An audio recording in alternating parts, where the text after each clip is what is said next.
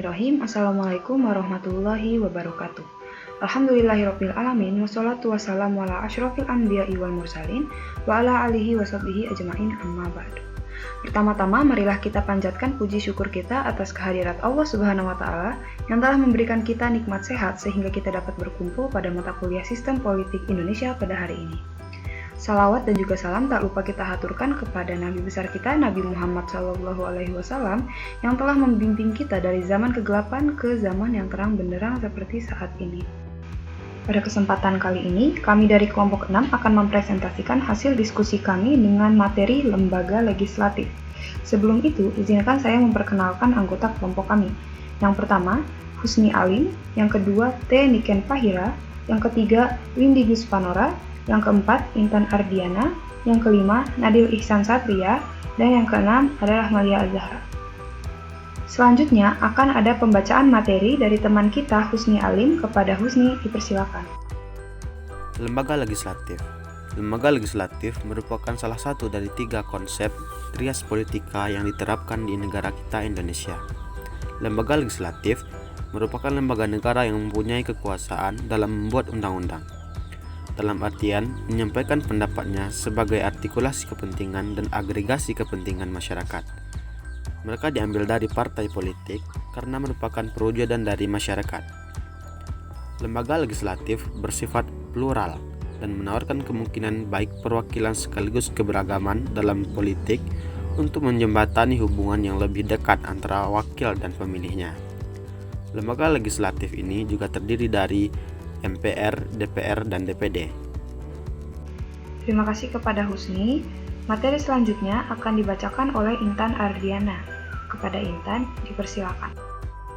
Baik, selanjutnya fungsi dan hak lembaga legislatif. Fungsi dan hak lembaga legislatif yang pertama ada di perundang-undangan. Pertama, inisiatif adalah hak atau kewajiban mengajukan rancangan undang-undang. Kemudian, amandemen adalah hak untuk mengubah setiap rancangan undang-undang yang diajukan oleh pemerintah. Bahkan, DPR juga berhak menolak rancangan undang-undang yang diajukan oleh pemerintah. Kemudian, budget atau anggaran. Lalu yang kedua, ada pengawasan atau kontrol. Ada bertanya, lalu interpelasi atau hak untuk meminta keterangan. Kemudian inquiry atau angket adalah hak untuk menyelidiki. Kemudian resolusi atau hak pernyataan pendapat. Kemudian memorandum adalah hak untuk memperingatkan secara tertulis. Kemudian impeachment atau hak untuk menuntut pertanggungjawaban. Kemudian mosi pada sistem parlementer. Lalu yang ketiga, anggaran atau budget. Lembaga legislatif berhak mengajukan RAPBN, kemudian juga berhak mengubah dengan mengurangi ataupun menambah anggaran dari apa yang diajukan oleh pemerintah. Terakhir adalah pendidikan politik. Lembaga legislatif di sini sebagai pembuat undang-undang. Constitute function yaitu memiliki kekuasaan tertentu, konstitusi. Kemudian electoral function yaitu memiliki peran memilih pemimpin eksekutif. Lalu terakhir, lembaga yang menentukan sifat dan jumlah pajak dan hanya uang rakyat yang secara legal dan harus mendapat persetujuan lembaga legislatif. Baik, terima kasih kepada Intan. Materi selanjutnya akan dibacakan oleh Nadil Ihsan Satria. Kepada Nadil, dipersilakan. Baiklah, di sini saya akan mencoba menjelaskan tentang struktur lembaga legislatif. Struktur lembaga legislatif terdiri atas 3 bagian. Yang pertama adalah Dewan Perwakilan Rakyat atau yang biasa disebut dengan DPR. Yang kedua adalah Majelis Permusyawaratan Rakyat atau yang biasa disebut dengan MPR. Yang ketiga adalah Dewan Perwakilan Daerah yang biasa disebut dengan DPD. Di sini saya akan mencoba menjabarkan tentang Majelis Permusyawaratan Rakyat atau MPR. MPR merupakan lembaga permusyawaratan rakyat yang berkedudukan sebagai lembaga negara.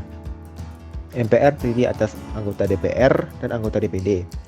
yang dipilih melalui pemilu setiap 5 tahun sekali. Keanggotaan MPR diresmikan dengan keputusan Presiden.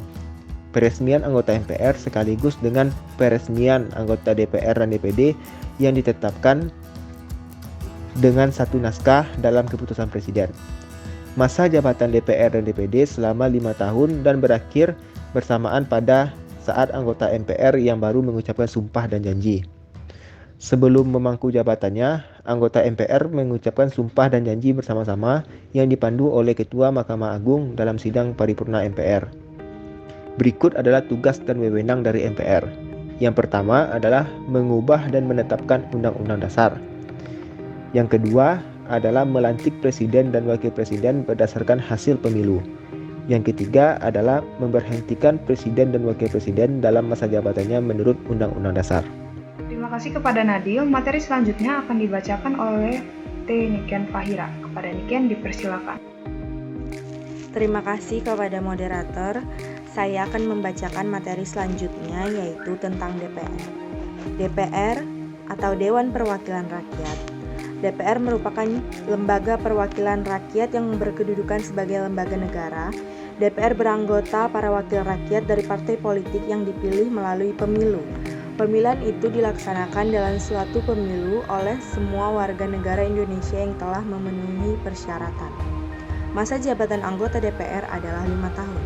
Berdasarkan Undang-Undang 1945, tugas dan wewenang DPR adalah 1. Membentuk undang-undang yang dibahas bersama Presiden. 2. Menetapkan anggaran pendapatan dan belanja negara atau APBN. Ketiga, melaksanakan pengawasan terhadap pelaksanaan Undang-Undang Anggaran Pendapatan dan Belanja Negara serta kebijakan pemerintah. 4. Dalam melaksanakan tugasnya, memiliki beberapa hak. Hak tersebut adalah hak interpelasi, hak angket, dan hak menyatakan pendapat. Baiklah, saya kembalikan kepada moderator. Baik, terima kasih Niken. Materi terakhir akan disampaikan oleh Windy Huswanora. Kepada Windy dipersilakan. Struktur lembaga legislatif yang selanjutnya ialah DPD, yang merupakan singkatan dari Dewan Perwakilan Daerah. DPD merupakan lembaga perwakilan daerah yang berkedudukan sebagai lembaga negara. DPD bersidang sedikit sekali dalam setahun.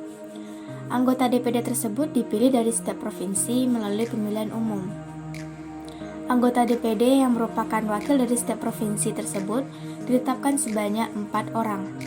Dengan masa jabatan DPD ialah 5 tahun. DPD memiliki tugas dan wewenang, diantaranya mengajukan rancangan undang-undang tentang otonomi daerah, ikut membahas rancangan undang-undang yang berkaitan dengan otonomi daerah, dan mengawasi pelaksanaan undang-undang mengenai otonomi daerah. Terima kasih kepada Windy. Baik, sekian presentasi dari kelompok kami. Kurang lebihnya mohon dimaafkan. Wabillahi taufiq wal hidayah. Wassalamualaikum warahmatullahi wabarakatuh.